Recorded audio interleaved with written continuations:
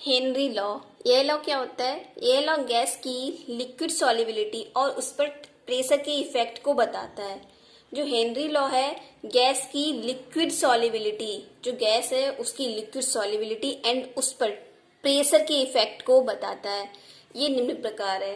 Constant temperature पर, temperature कैसा होना चाहिए? कांस्टेंट।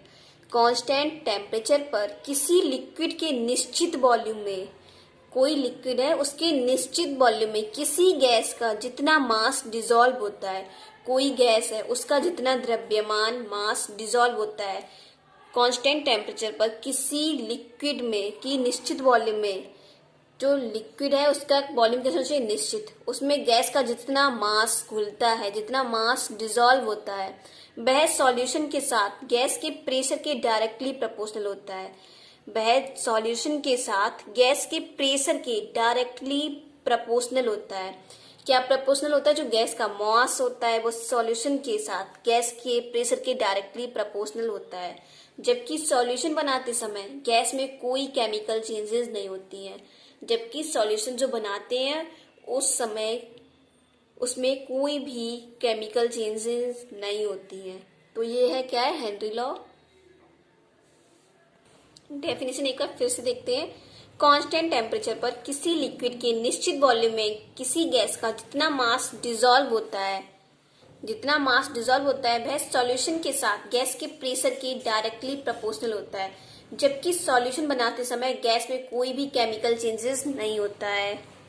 तो माना किसी गैस के m ग्राम को एक पर्टिकुलर टेम्परेचर पर किसी लिक्विड के दिए गए वॉल्यूम में डिसॉल्व किया जाता है। यहाँ पे क्या आप मानते हैं कि गैस का किसी m ग्राम को एक पर्टिकुलर टेम्परेचर पर, टेम्परेचर कैसा है? पर्टिकुलर टेम्परेचर है, पर किसी लिक्विड के दिए गए वॉल्यूम में, किसी लिक्विड का एक निश्चित वॉल्यूम दिया गया है उसमें डिसॉल्व किया जाता है, जो कि प्रेशर P पर है, जो कि प्रेशर कितना है? P पर है।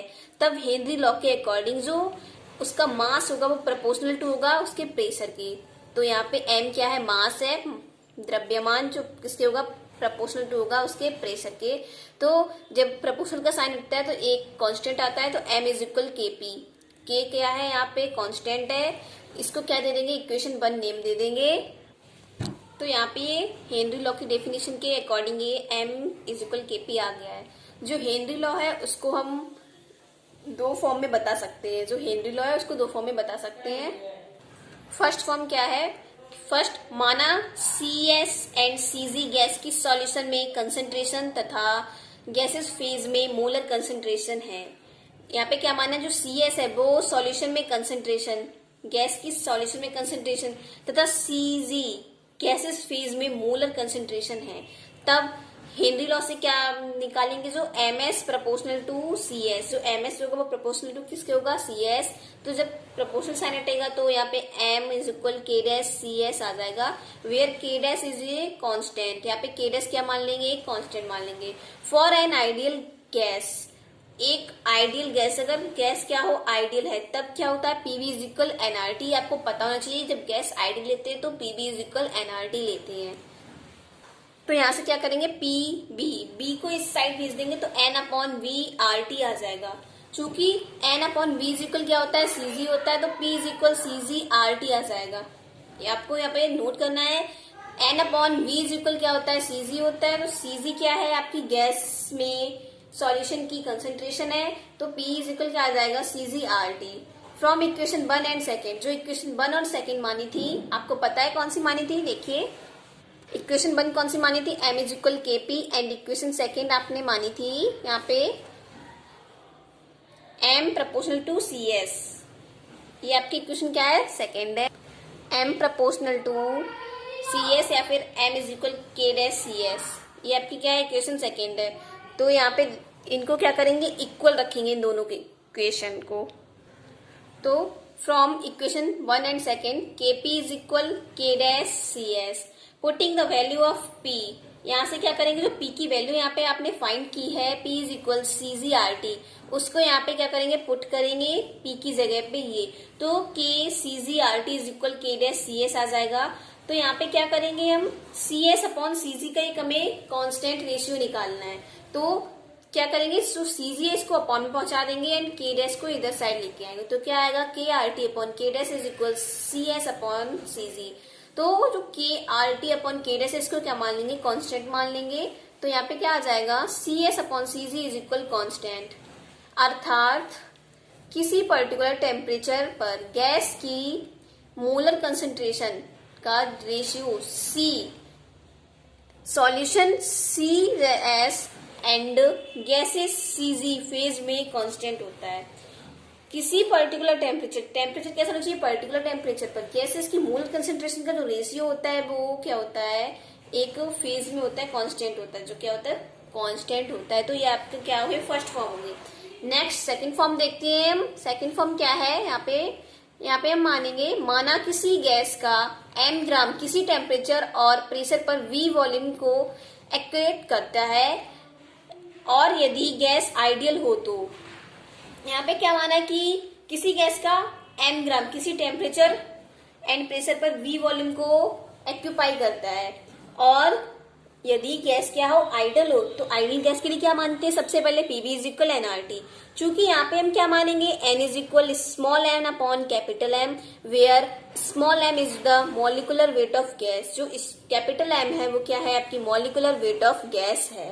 तो यहाँ पे क्या करेंगे, हम देखते हैं, पीवी इज इक्वल एन की जगह पे क्या रखेंगे, small M upon capital M, तो PV is equal small M upon capital M R T. यहाँ से क्या करेंगे, बी की वैल्यू निकालनी है तो पी को अपॉन में भेज देंगे, small M upon cap P R T upon capital M. क्या करेंगे, नेक्स्ट देखते हैं, from equation 1 we know that K is equal M P. जो इक्वेशन 1 हेनरी लॉ से निकली थी क्या थी, M is equal K P. तो M is equal K P से हम क्या निकाल सकते हैं, के की वैल्यू फाइंड कर सकते हैं। देखिए यहाँ पे M is equal K P निकली आपकी इक्वेशन 1, तो यहाँ से आपकी के की वैल्यू क्या आ जाएगी, एम अपॉन पी। तो यही वैल्यू हमें के की पुट करनी है यहाँ पे, M is equal P is equal क्या आ जाएगा आपका के। तो देखते हैं के इज इक्वल क्या आ गया, एम अपॉन पी। तो यहाँ पे M upon P is equal क्या रख सकते हैं, के रख सकते हैं। तो B is equal K into R T upon M. तो बी इज इक्वल क्या हो जाएगा, कांस्टेंट हो जाएगा। यहाँ से आपको क्या मिला है, वॉल्यूम जो है वो आपको कांस्टेंट मिला है। तो देखते हैं, टेम्परेचर पर किसी लिक्विड के निश्चित वॉल्यूम में डूबने या फिर घुलने वाले गैस का वॉल्यूम कांस्टेंट होता है तथा इसकी वैल्यू गैस के प्रेशर पर डिपेंड नहीं करती है। हेनरी लॉ के लिमिटेशंस, जो हेनरी लॉ है उसके क्या है लिमिटेशंस। तो limitations of Henry law, first क्या है, हेनरी लॉ केवल आइडियल गैस के लिए ही सही है। जो हेनरी लॉ है वो केवल आइडियल गैस के लिए सही है। आपने जो फर्स्ट और सेकंड फॉर्म देखी उनमें केवल आइडियल गैस ही यूज करी है। तो जो हेनरी लॉ है वो केवल आइडियल गैस के लिए सही है, बट लेकिन फिर भी बहुत लो प्रेशर पर इसे रियल गैस की तरह यूज कर सकते हैं। लेकिन बहुत लो प्रेशर, बहुत ही ज्यादा लो प्रेशर हो तो इसे हम रियल गैसेस की तरह यूज कर सकते हैं, क्योंकि तब रियल गैस आइडियल गैस की तरह बिहेव करती है। रियल गैस आइडियल गैस की तरह बिहेव कब करती है, जब बहुत ही लो प्रेशर हो। तो ये है इसकी फर्स्ट लिमिटेशन। सेकंड क्या है, यह लॉ उन गैसेस के लिए सही नहीं है जो कि सॉल्यूशन में केमिकल चेंजेस करते हैं। आपने इसकी डेफिनेशन में पढ़ा था कि जो सॉल्यूशन बनाते समय इसमें केमिकल चेंजेस नहीं होने चाहिए। तो यहाँ से क्या होता है कि यह लॉ उन गैसेस के लिए सही नहीं है जो कि सॉल्यूशन में केमिकल चेंजेस करते हैं। ठीक है, थर्ड पॉइंट आपका है, यह लॉ उन गैसेस के लिए सही नहीं है जो सॉल्यूशन में आयंस देते हैं। यह लॉ उन गैसेस के लिए भी सही नहीं है जो सॉल्यूशन में घुलने पर आयंस देते हैं।